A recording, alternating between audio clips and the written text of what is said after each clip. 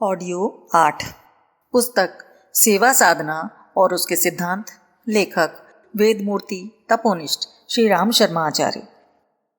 बाहर सेवा के लिए निकलते समय लोक सेवियों को चाहिए कि वे अभिष्ट कार्य स्वयं संपन्न करने के लिए आगे बढ़ें। आमतौर पर होता यह है कि लोक सेवी स्वयं कोई कार्य करने की अपेक्षा स्वयं सेवकों को उसके लिए निर्देश देते हैं, आदेश करते हैं और उनसे यह अपेक्षा करते हैं कि जैसा वे चाहते हैं वैसा ही कार्य वे कर लेंगे। जैसे श्रमदान या स्वच्छता संवर्धन का कार्य करना है, इसके लिए कार्यकर्ता गांव में गए और वहां के निवासियों को सफाई का महत्व तथा श्रमदान की आवश्यकता समझाने लगे। केवल समझाने पर ही कोई तैयार हो जाएगा, यह तो अपेक्षा नहीं की जा सकती। ठोस परिणाम के लिए श्रमदान से गंदगी निवारण का कार्यक्रम भी बनाना पड़ेगा। उसका व्यवहारिक कार्यक्रम प्रस्तुत करने पर कुछ उत्साही लोग तैयार हो सकते हैं। उन्हें साथ लेकर सफाई के लिए निकल पड़े और स्वयं उसमें भाग नहीं लिया तो लोगों पर उसका जरा भी प्रभाव न होगा। लोग समझेंगे कि हमारे ऊपर हुक्म चलाया जा रहा है और उससे कार्य के प्रति महत्व बोध भी कम होगा तथा लोक सेवी के प्रति श्रद्धा भी घटेगी। ऐसे समय पर उचित यही रहता है कि लोक सेवी स्वयं पहले उस काम में जुट जाएं और लोगों को सहयोग देने लगें। स्मरण रखना चाहिए कि लोक सेवी अपने आप को विशिष्ट व्यक्ति कदापि व्यक्त न करें। जनसाधारण से उसके व्यक्तित्व का स्तर ऊंचा है अवश्य, पर उसे स्वयं अपने ओर से विज्ञापित नहीं करना चाहिए। महात्मा गांधी जब विश्वविख्यात हो गए थे तब भी उन्होंने अपनी ओर से कभी व्यक्त नहीं किया कि वे बड़े आदमी हैं और बड़े आदमी होने के कारण अमुक काम नहीं करेंगे अथवा उसके लिए केवल मार्गदर्शन भर देंगे।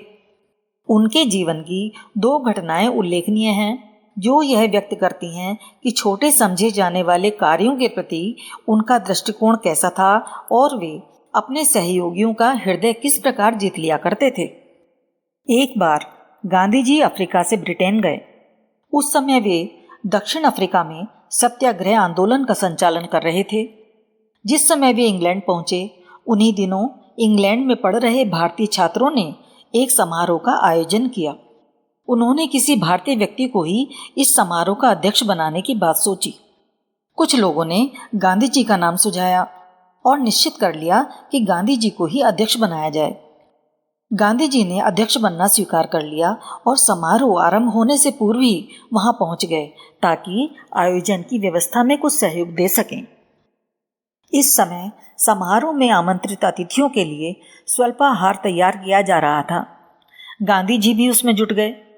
छात्रों ने गांधी जी को देखा तो था नहीं जो उन्हें पहचानते, पर जब उन्हें निमंत्रित करने वाले छात्र समारोह आरंभ होने के समय आए और उन्होंने गांधी जी को पहचाना तो अपने साथियों को डांटने लगे। गांधी जी ने उन्हें समझाते हुए कहा कि इसमें गलत बात क्या हुई? क्या मैं इस लायक भी नहीं हूं कि जो काम मैं कर रहा हूं वह न कर सकूं?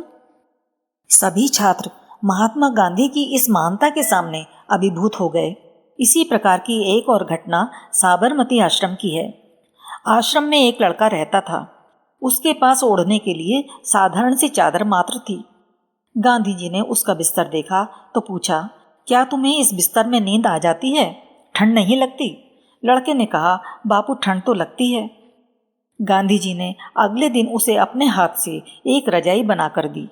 अपने पास समय होते हुए उन्होंने यह नहीं सोचा कि इस काम को किसी दूसरे से कराया जा सकता है। अपने सहयोगियों का हृदय जीतकर ही गांधी जी महात्मा हो सके और हृदय जीतने का एक ही उपाय है कि सेवा परक कार्यों में जरा भी संकोच न करना। परामर्श और निर्देश तो सभी दे सकते हैं। किसी गांव में सड़क नहीं है, यह तो हर कोई कह सकता है कि यहाँ सड़क बनना चाहिए। कैसे बने? सरकार को बनाना चाहिए, गांव के लोगों को श्रमदान द्वारा बनाना चाहिए आदि के सुझाव भी हर कोई दे सकता है, लेकिन उसके आगे कोई नहीं बढ़ता। लोक सेवी भी उसी तरह का परामर्श दें, वैसे ही सुझाव दें तो इसमें उनकी क्या गरिमा रही? लोक सेवी की गरिमा इसी में है कि वह अपने माध्यम से व्यवहारिक रूप से स्वयं पहल करके जनसाधारण का मार्गदर्शन करें। टॉपिक: व्यवहार कुशलता अर्थात आदर्श व्यवहार। संपर्क में आते ही मनुष्य के जिस कृत्य का सर्वप्रथम प्रभाव पड़ता है वह व्यवहार ही है। किसी व्यक्ति की वेशभूषा, आकृति और उसके बोलने और काम करने का ढंग ही प्रथम संपर्क में सामने आता है। खान पान की आदतें, रहन सहन, प्रकृति, स्वभाव और आचार विचार तो बाद में मालूम पड़ते हैं। मनुष्य के व्यक्तित्व का पहला परिचय व्यवहार से ही मिलता है। इसीलिए कहा गया है कि व्यवहार मनुष्य की आंतरिक स्थिति का विज्ञापन है। दिखने में कोई बड़े सौम्य दिखाई देते हैं, आकृति बड़ी शांत और सरल होती है, लेकिन जैसे ही कोई उनसे संपर्क करता है तो उनकी वाणी से वे सभी बातें व्यक्त हो जाती हैं जो उनके स्वभाव में दुर्गुणों के रूप में शामिल हैं। असंस्कृत मन अशिष्ट, भद्दे और फूहड़ व्यवहार के लिए प्रेरित करता है। कुसंस्कारी चित्त उसी प्रकार व्यवहार के माध्यम से अपना परिचय दे देता है और पहले संपर्क की प्रतिक्रिया अंत तक अपना प्रभाव कायम रखती है, यहाँ तक कि वह बाद के सभी अच्छे प्रभावों को भी धूमिल कर देता है। इसलिए लोक सेवी को अपने व्यक्तित्व का गठन करते समय आचरण, रहन सहन और स्वभाव को आदर्श रूप में प्रस्तुत करने के साथ साथ व्यवहार के द्वारा भी अपनी आदर्शवादिता का प्रभाव छोड़ना चाहिए। शिष्टता और शालीनता सद्व्यवहार के प्राण हैं। व्यवहार में इन गुणों का समावेश होने पर ही पता चलता है कि व्यक्ति कितना सुसंस्कारी है। प्रायः लोग आत्मीयता जताने या अपने को दूसरों से बड़ा सिद्ध करने के लिए अन्य व्यक्तियों से आदेशात्मक शैली में तू तेरे का संबोधन करते देखे जाते हैं। इसका यह अर्थ होता है कि व्यक्ति में सेवा भावना होते हुए भी अच्छे संस्कारों की कमी है, अथवा वह केवल अपने अहंकार का पोषण करने के लिए इस क्षेत्र में आया है। हर किसी से आप या तुम का संबोधन तथा बातचीत करने में निर्देशात्मक शैली के स्थान पर सुझाव शैली का उपयोग सिद्ध करता है कि लोक सेवी कोई संदेश लेकर पहुंच रहा है, न कि अपने बड़प्पन या विद्वता की छाप छोड़ने के लिए। शिष्टता का अर्थ है प्रत्येक के साथ सम्मानपूर्ण व्यवहार और शालीनता, अर्थात प्रत्येक के प्रति स्नेह और आत्मीयता की उच्च स्तरीय अभिव्यक्ति।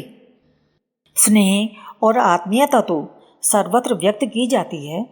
असंस्कृत वर्ग के दो मित्र मिलते हैं तो वे भी स्नेह प्रदर्शन और प्रेम की अभिव्यक्ति करते हैं, लेकिन उनकी भाषा में जो फुहड़पन होता है वह अभिव्यक्ति के स्तर में गिरावट ला देता है।